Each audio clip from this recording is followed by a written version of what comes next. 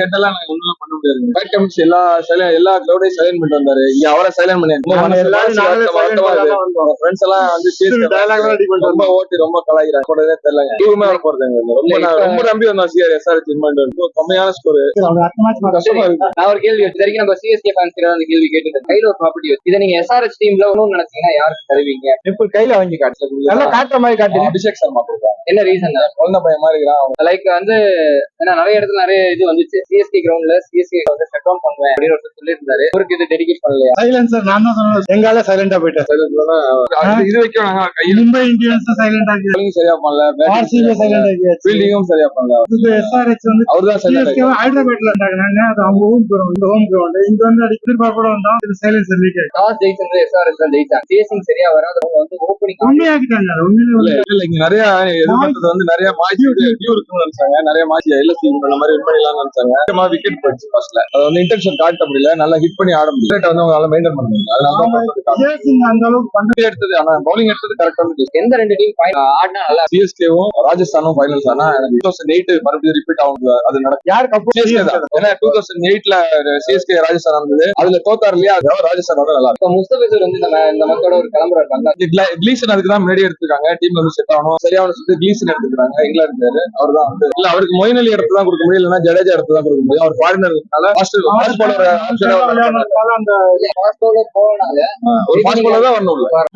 Match வேற மாதிரி. First எடுத்தோடனே பிளேயர்ஸ் எல்லாம் காமிச்சிட்டு இருந்தாங்க. டாரி மிஷல் தாக்கூர் எல்லாம் பார்த்தோன்னே ஏன்டா இருக்காங்கன்ற மாதிரி இருந்துச்சு. டாரி மிஷல் வேற லெவல். வேற மாதிரி ரொம்ப இம்ப்ரெஸ் ஆயிட்டேன். 5 கேட்சுங்க. ஒரு கேட்ச் கூட விடல. எக்ஸலன்ட் கேட்சஸ். அதெல்லாம் ரொம்பவே இம்ப்ரெசிங்கா இருந்துச்சு.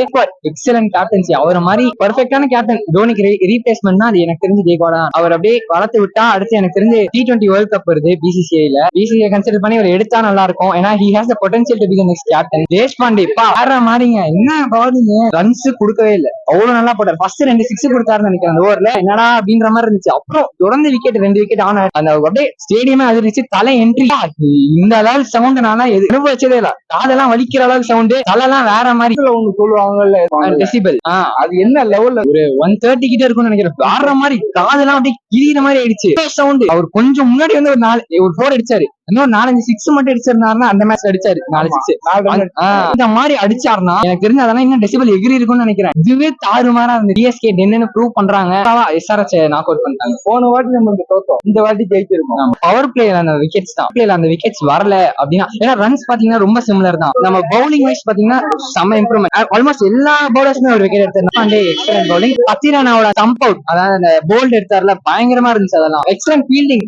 எல்லா பாலுமே நல்லா எடுத்தாங்க. மோயின் அலி தான் சூப்பரா ஃபீல்டிங் பண்ணிருந்தாரு. ஜடேஜா ஒரு நல்லா இது பண்ணிருந்தாரு. சோ எல்லாமே நல்லா கிளாஸ் பில் பண்ணி பேட்டிங் எடுத்தாங்க. மோஸ்ட்லி பாத்தீங்கன்னா சிஎஸ்கே வந்து சேசிங் நல்லா பண்ணும். அதுவும் தோனி மாதிரி ஒரு பினிஷர்லாம் சேசிங் நல்லா பண்ணும். அதுவும் நம்ம கிரவுண்ட் வேற. சோ கண்டிப்பா ஜெயிச்சிருவோன்ற ஒரு இதுல அவங்க எடுத்தாங்க. பவர் பிளே விக்கெட்ஸ் தான். பவர் பிளே நம்ம ரொம்ப மோசமா போட்டோம் போதுல. இனிஷியலா விக்கெட்ஸே இல்ல நமக்கு. ஆக்சுவலி விக்கெட்ஸே இல்ல. KL ராகுல் மட்டும் தான் எடுத்தோம் நினைக்கிறேன். தோனிஸே நம்ம அவ்வளவு நேரம் ஆட விட்டோம். Bad bowling. அதனாலதான் யாரு கப்பு வாங்க. சிஎஸ்கே கொஞ்சம் கஷ்டம் தான். RR கண்டிப்பா எனக்கு தெரிஞ்சு வர்த்தி ஆப்போனன்ட்.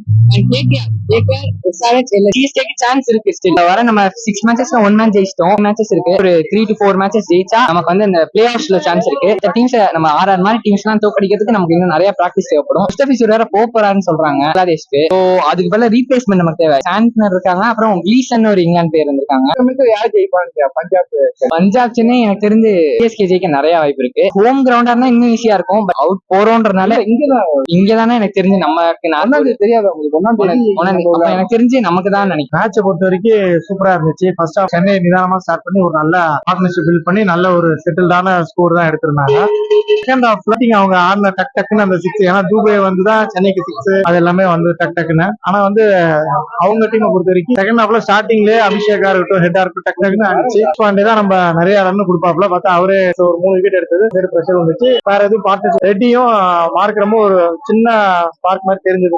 பார்ட்னர்ஷிப் பில்ட் பண்ணி அப்புறம் கிளாஸ் வந்து அடிக்கிற மாதிரி செகண்ட் ஹாஃப்ல பாத்தீங்கன்னா ஒரு 3 விக்கெட்டுக்கு அப்புறம் ஒரு 10 ஓவருக்கு அப்புறமே பாத்தீங்கன்னா சைடு மாதிரி நமக்கு அப்படியே ஈஸியா தெரிஞ்சிச்சு. அது நல்ல ரன் ரேட்டுக்கு எப்போ டாஸ் வின் பண்ணா சன்ரைஸ் தான் இது பேட்டிங் எடுப்பாங்க. இப்ப நம்மள்ட்ட கொடுத்துட்டாங்க, அது ஒரு காரணம். நான் சர்ப்ரைஸ் ஆனது அதுதான். ஏன்னா அவங்க ஒரு பெரிய மார்ஜின்ல ரன் அவங்க ஸ்ட்ரென்த்தே ஃபர்ஸ்ட் ஹாஃப்ல நல்லா போட்டுட்டு செகண்ட் ஹாஃப்ல ஆவரேஜான பவுலர்ஸ் எல்லாத்தையும் ஏர்லி ஸ்டேஜ்ல போட அப்புறம் கமின்ஸ் அண்ணாவோட ஸ்பெல்லா இருக்கட்டும், நடராஜா இருக்கட்டும், அவர் எப்படி சேசிங் செலக்ட் பண்ணாருன்றது அது புரியல. ஏன்னா அவங்க பேட்டிங் இருந்தாங்கன்னா வேற மாதிரி இருந்திருக்கும்னு ஒரு போன வாட்டி நம்ம இங்க தோத்தோம். ஆமா இல்ல அதே ஃபாலோ பண்ணிட்டாங்க சன்ரைஸும்.